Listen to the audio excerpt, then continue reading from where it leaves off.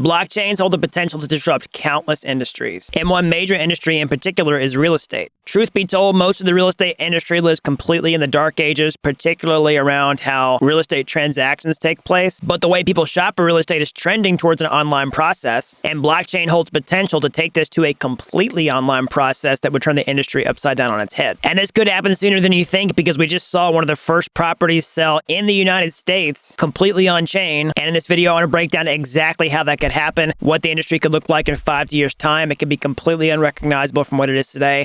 I want to talk about all that in this video today as a blockchain developer myself and also a real estate investor. So before we get into that, if you're new around here, hey, I'm Gregory, and on this channel, I turn you into a blockchain master. So if that's something that you're interested in, then smash that like button down below for the YouTube algorithm and subscribe to this channel.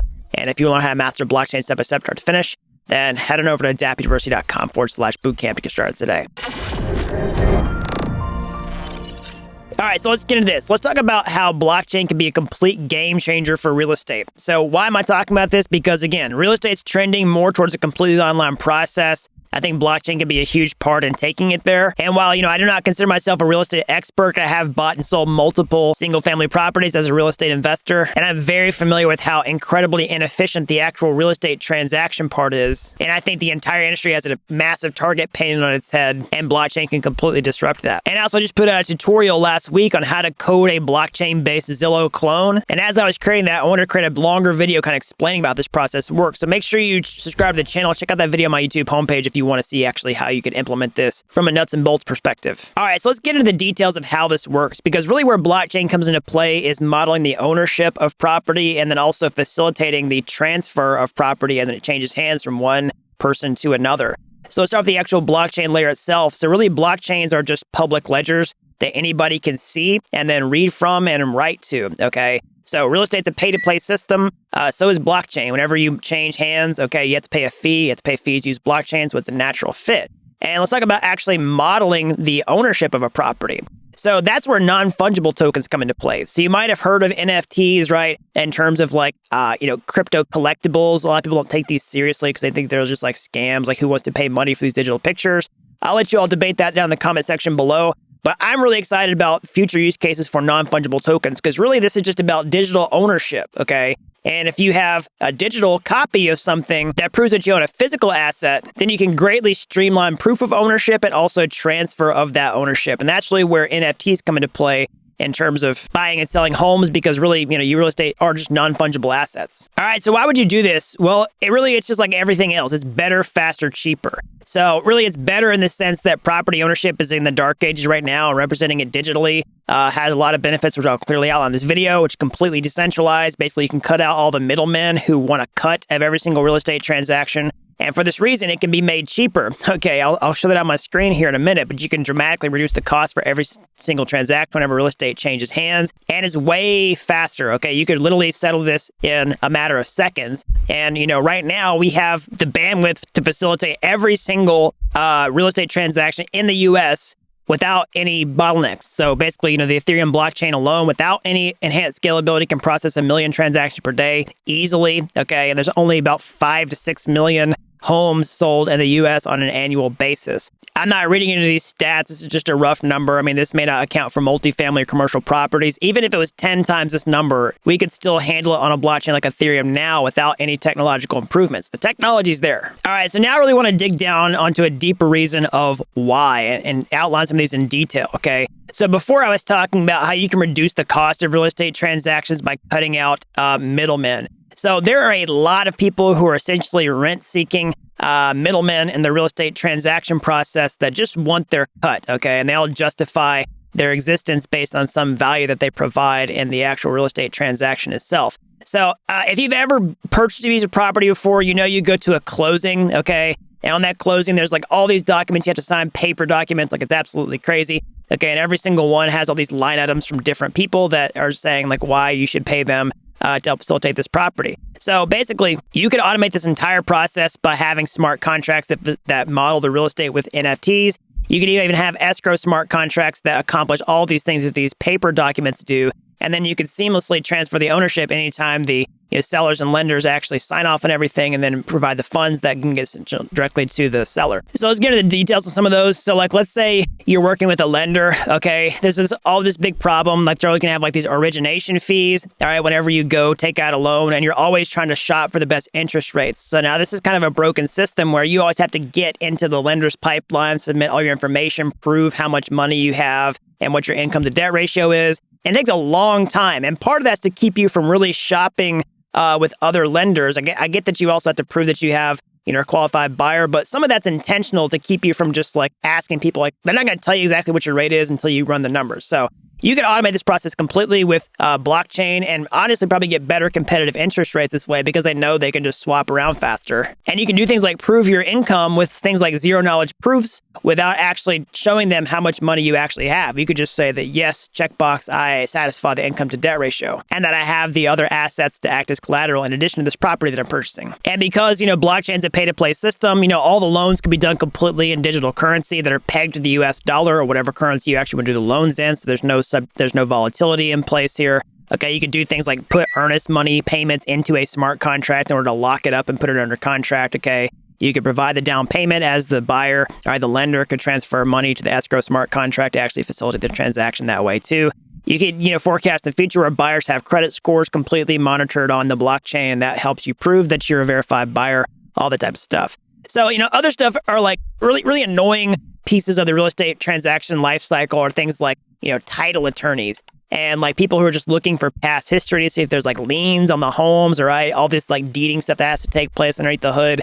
I don't want to pretend to be an expert in that process. I mean, that's kind of what title attorneys are there for. But the whole thing here is like, the legality of this stuff could be completely automated, right? You shouldn't have to go like manually verify the entire history of a property up to this certain point. Like you could model all that on a blockchain, completely automate the process and cut out that part of the equation. And there's lots of other stuff. Like you could put funds in an escrow contract. You could put the real estate property in escrow as well. You could have digital signatures from other people who are part of the process to actually sign off on each of the things like appraisal, inspection, lenders, and title. And then whenever all these conditions are satisfied and the property is funded, you could just, seamlessly transfer the ownership. And because it's modeled digitally, you're not having to rely on literally like paper documents in a public building somewhere. Like this old inefficient system can be completely taken online. And another big benefit that you could potentially get about this is actually getting notified about new property listings in real time. Because we have this notorious thing in the real estate business called the MLS, okay? And you have to be a realtor in order to have access directly to the MLS. Of course, you can look at properties on Zillow, but it's behind the MLS listings. So that's one big advantage, if working with realtors, they can find out about stuff before it hits the MLS or exactly right when it does. And you can get a significant advantage of this by having completely transparent systems on chain where you could get notified about this in the real time. And you don't have to have these people in the middle that are going to tell you about it that you have, special access to. All right, so those are some ways about how this could completely change. Now, honestly, that's really just scratching the surface, but let me put it all together to see how this could fit into the picture. So again, real estate's trending towards a completely online process. People are already window shopping for real estate on websites like Zillow, but that could completely change where they use Zillow as sort of like the one-stop shop or a similar platform to do the entire thing, okay? And then there are some people to do this, but we can already make it better and faster and cheaper with Web 3.0, where even an existing company like Zillow could just plug into those types of solutions.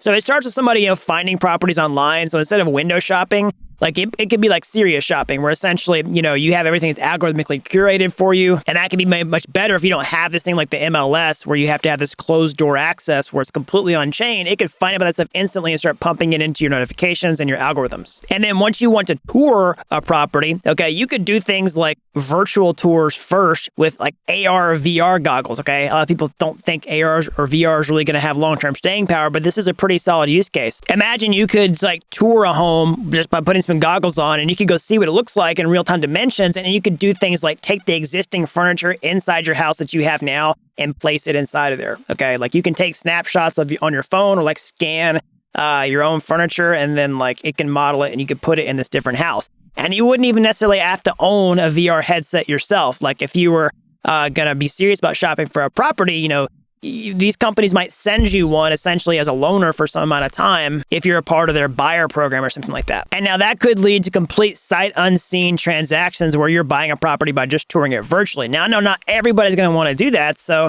you could still essentially have things like, smart lock boxes on a home, or you could show up at a certain time that you sign up for in the app you have some sort of device in your phone that authenticates that that's you. You tap to touch your phone to unlock this property. You go inside, take the tour yourself with no like realtor or anybody else hovering over your shoulder. You could even phone in like FaceTime to a virtual assistant who could answer questions about the property remotely. And of course, they could have cameras inside the property that just make sure that you're behaving yourself while you're in there, that you're not like causing any damage to your home. And while you're there, you could potentially even just put the property under contract with earnest money on your phone. Now, a lot of people will instantly say, hey, nobody wants to do all this way or do it all themselves. So I get it. Like ultimately, a lot of people are afraid they're going to mess something up with buying a property, something this big. They kind of want their hand held to the process, and ultimately they want to blame somebody else if something goes wrong.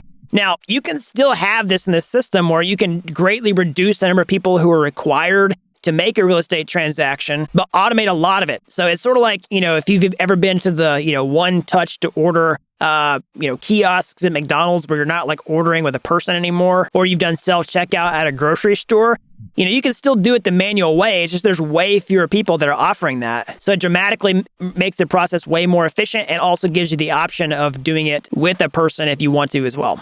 And how this can also be a game changer for real estate is in terms of investment properties, okay? So if you've ever done any type of real estate investment and you try to buy like off-market deals, there's still a lot of things that you have to do in terms of facilitating the actual transfer of that purchase. But what if as an investor, you could just go buy a property on a website like OpenSea? Like you don't need to do all this type of stuff. You already know you're assuming the risk. You've run the numbers. You know you want this property. You don't really need somebody else's help. You could just, take out a wallet and then buy it directly online.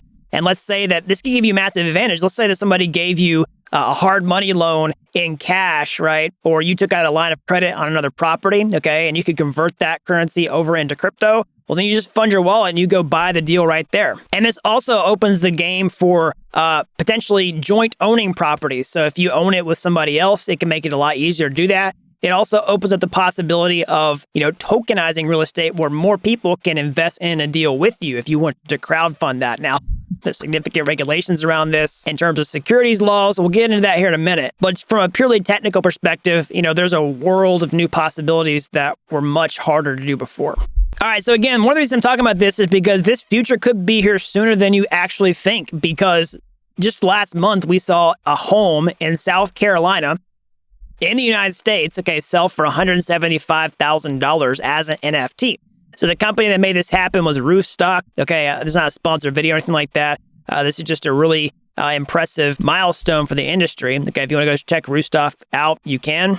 And a lot of people wonder what's the actual nuts and bolts of how this property was, transferred from a legal perspective. Again, I'm not an expert on this process, but I do have experience with it. And this is where it gets really interesting. So basically, they open an LLC for each property that's listed on the platform. The LLC takes ownership of the property rather than the individual. And then they tokenize the property and mint an NFT or a non-fungible token that represents ownership of the house. And people can browse the NFTs in the marketplace and buy the homes with one click.